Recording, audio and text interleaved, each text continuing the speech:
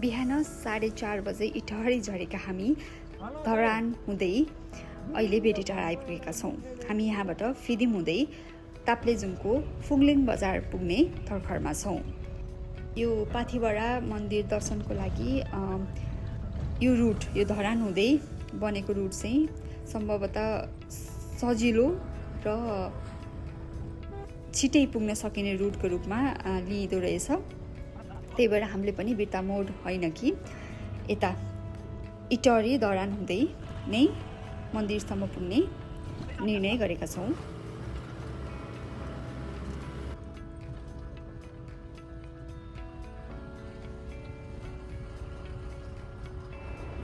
हामी अहिले पाँचथर र ताप्लेजुङ जोड्ने यो काबेली पुल लिएर आइपुगेका छौँ। पाथिभरा दर्शन गर्न जानुहुने जो कोहीले पनि यहाँ पूजा गरेर मात्र जानुपर्ने भन्ने मान्यता रहिआएकोले हामी पनि गाडी रोकेर एकैछिन फुल र अलिकति भेटी चढाएर यहाँबाट अगाडि बढ्दैछौँ। हामी तमोर कोरिडोरको बाटो हुँदै फिदिम अनि फाइनली फुङलिङ बजारसम्म आइपुगेका छौँ। यहाँबाट सानो फेदी अर्थात् काफ्ले पार्टी पुग्नको लागि हामीले अर्को गाडी चेन्ज गर्यौँ। एकदमै अफ रोड, बेलुकाको समय पानी परिरहेको हुस्सुले गर्दा खासै भिडियोहरू चाहिँ लास्टै दुःख दियो कि बेलुकाको समय अनि पानी परिरहेको कारणले अलिकति असहजता भए तापनि हामी लगभग 1.5 घन्टाको उकालो चढेर ठुली फेदीमै गएर बस्ने निर्णय गरेका छौँ। हाम्रो स्वरूप हामी यसरी लट्ठी बोकेर झोला भिरेर 2 किलोमिटर उकालो हामी आइपुग्यौँ है। भोलि चाहिँ 3 किलोमिटर अझ ठाडो उकालो छ अरे सक्यो। बाटोको अँध्यारो भएर पनि होला, अँध्यारो पनि अनि त्यही माथि उकालो। बाटोको चाहिँ बनाइएन भिडियो, भोलि बनाउँला।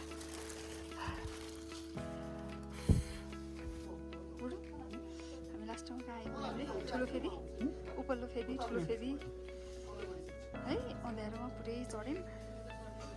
हामी खाना खाना बसिरहेको यस्तो चिसो पानी छ। यो त तातो छ तर अरू पानी चाहिँ चिसो।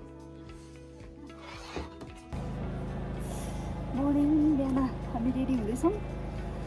यस्तो चिसो छ, पानी परिरहेको छ, यस्तो डबल कपडा लगाएर हामी अब चाहिँ सबैजना 2-3 बजे नै हिँडेर जाने प्लान हुँदो रहेछ नर्मली। तर आज यस्तो पानी पऱ्यो, हामी चाहिँ बल्ल अब उठेर भन्नाले रेडी भएर चाहिँ अब 4:30 जति भयो अब निस्किने प्लानमा छौँ है। हाम्रो बिहानको यात्रा सुरु भयो होइन ठुली फेदीबाट। यो यात्राले सिकाएको अर्को एउटा कुरा, आँखाले देखेका कुराहरू न त क्यामेराले नै कैद गर्न सक्छ न त शब्दमा नै बयान गर्न सकिने रहेछ। त्यसको लागि स्वयं आफूले नै यात्रा गर्नुपर्ने रहेछ। हो, पाथिभरा माताको दर्शन आउनुभन्दा अगाडि मैले पनि 2-4वटा भिडियोहरू हेरेको थिएँ, अलिकति गुगल सर्चहरू गरेको थिएँ त्यो ठाउँहरू यस्तो छ भन्ने कुरा। तर आफू आइसके पछाडि जुन मैले अनुभव गरेँ त्यो भनेको निकै नै फरक रहेर आयो।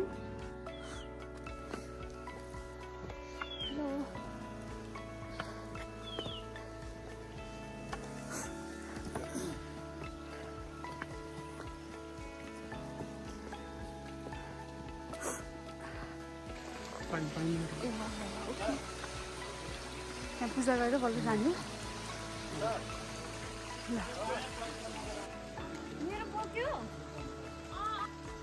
हामी तल्लो फेदीबाट माथिल्लो फेदी लगभग 2 किलोमिटर यस्तै ठाडो उकालो चढेर आइपुग्यो। अझै उपल्लो फेदीबाट मन्दिरसम्म लगभग 3 किलोमिटर, अझै 1 किलोमिटर बढी अनि अलि ठाडो छ बाटो भन्ने चाहिँ सुने हो होइन। त्यसै कि धागोहरू रहेछ। ल म क्यामेरा चाहिँ अफ गरेँ, बोल्न सकिन्न त्यो उकालोमा। पुरै लाली गुराँसको बुटोहरू उता पनि फुलेछ उता भित्रभित्र पनि यता चाहिँ मान्छे टिप्न सक्ने भयो टिप्या जस्तो लाग्यो टिप्नु हुँदैन है नभए लाली गुराँस त नटिप्ने नै भन्छ नि त उता माथि माथि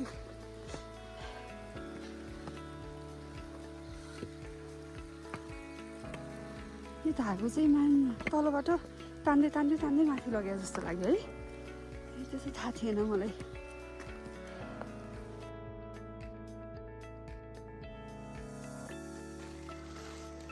अलिअलि जानुभयो होइन धेरै पानी त परेको नि अलिअलि तर हामी हिँडिन्छ कि अब अझै 1.5 घन्टा जति हिँड्नु पर्ला त्यही भएर लट्ठीको सहारा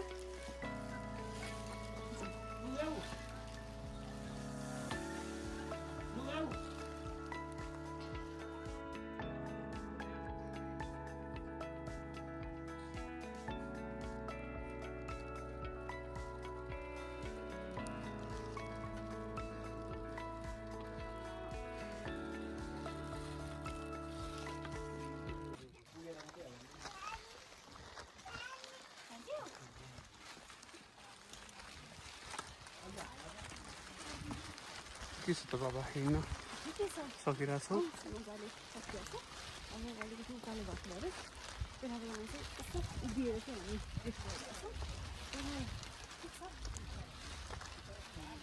अनि लट्ठीले चाहिँ कतिको सपोर्ट गरिरहेछ त लट्ठीले कतिको सपोर्ट गरिरहेछ के काम रहेछ मान्छेहरूले चाहिँ किन लट्ठी टेक्ने रहेछन्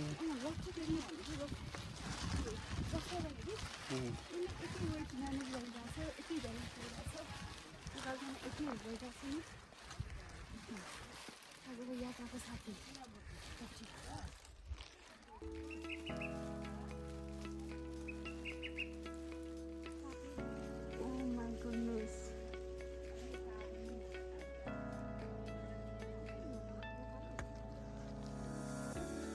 यो हामी अझै त्यो माथि चढ्नु छ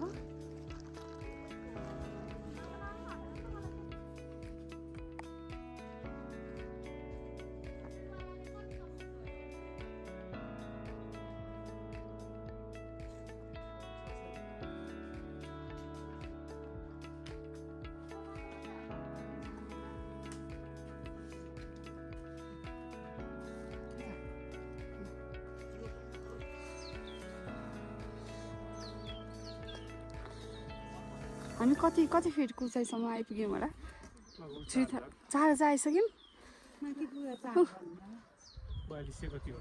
हो भनेपछि लगभग 3500को हाराहारी छौँ कि त्यसो भए हो अब 200 चढ्दा भनेको त कम हो त्यो त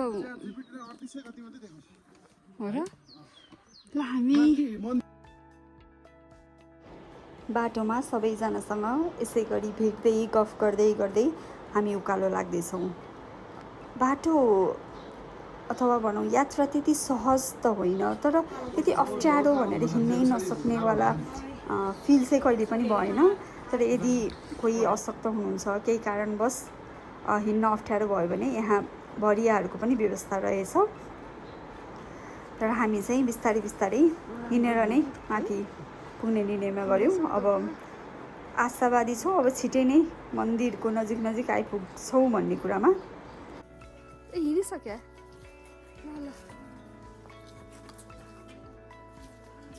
ल अब चाहिँ उकालो सक्यो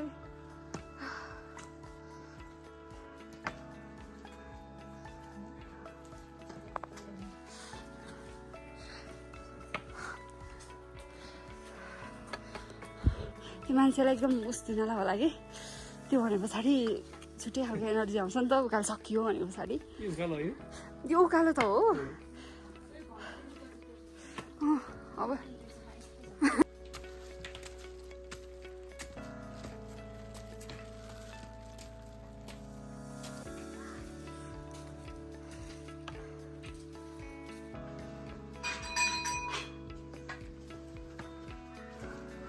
अब हामी त्यस्तो बाटो लाग्यो होइन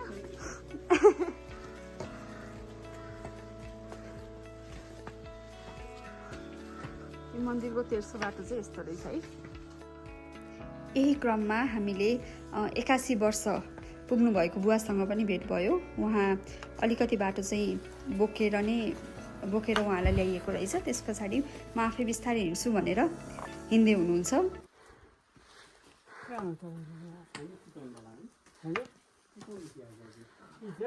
चितवन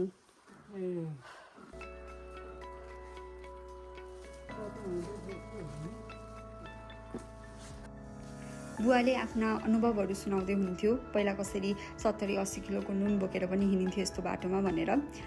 पक्कै पनि त्यही कारण होला उहाँ आज यो उमेरसम्म पनि हामीभन्दा पनि सहज तरिकाले हिँड्दै हुनुहुन्छ। उहाँ लट्ठीको बिना सहारा उकालो चढ्दै हुनुहुन्छ भने मलाई हम्मे भइरहेको छ यो उकालो चढ्नलाई। उहाँसँग गफ गर्दै हिँड्दा बाटो काट्न पनि धेरै नै सहज भयो। उहाँले आफ्ना अनुभवहरू सुनाउँदै हुनुहुन्थ्यो। हामी पनि केही कुरा सिक्दै थियौँ उहाँबाट।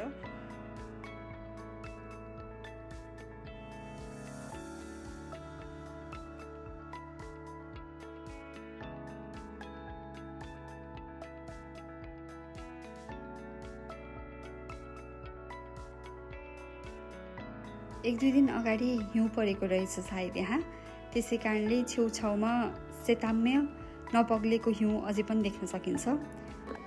अब हामी लगभग मन्दिरको मुख्य द्वारसम्म आइपुगेका छौँ। यहाँबाट निकै नै सुन्दर प्रकृतिको निकै नै सुन्दर दृश्य देख्न सकिने रहेछ। र अब हामी मन्दिरमा पुग्नको लागि भित्र लाग्दैछौँ। गेटमा पूजापाठ गरेर अब हामी मुख्य मन्दिरतर्फ लाग्दैछौँ। यो मुख्य मन्दिर प्रवेश गर्ने द्वार भनौँ। यहाँ पूजा गरेर मात्र भित्र जाने चलन रहेछ। अब बिस्तारै हामी भित्र जाँदैछौँ। दाहिनेतर्फ गणेशजीको मूर्ति देख्यौँ। अब हामी यहीँ पूजापाठ गरेर बल्लपाथिवरा मातालाई भेट्न जाँदैछौँ।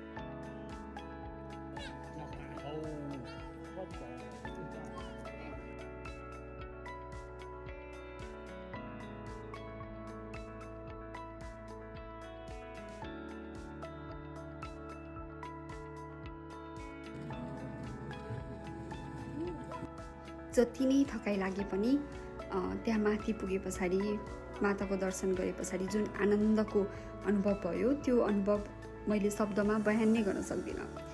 हामीलाई त्यो थकान भएको महसुस नै भएन। वास्तवमा भन्नुपर्दा एकदमै मनमा शान्त र एकदमै खुसी आनन्द मिल्यो। हामी एकैछिन बस्यौँ, तस्बिरहरू अलिकति भिडियोहरू लियौँ, माताको दर्शन गऱ्यौँ आनन्दले। त्यस पछाडि हामी बिस्तारै अब तलतिर चढ्ने तयारीमा छौँ। हामी फर्किँदै पुरै हुस्सु लागेछ कि यहाँनिर हामीले जति भिडियो खिच्यो।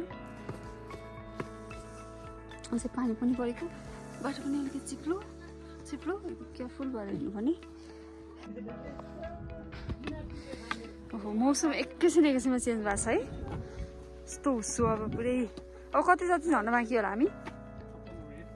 15 मिनट है फाइनल्ली। ल यता चाहिँ यस्तो रमाइलो छ। पुरै हुस्सु छ, अहिले त केही देखिया छैन।